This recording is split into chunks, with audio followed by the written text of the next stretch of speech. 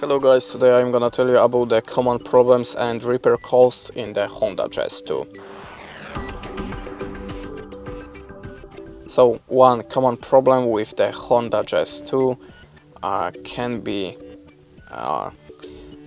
problem with the ignition coils. There are parts that help the engine run, and if they go bad, the engine might not run smoothly.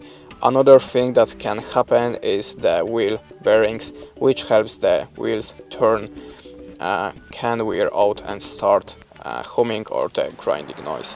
Sometimes the air conditioning system can also have issues as the car gets older. That's it.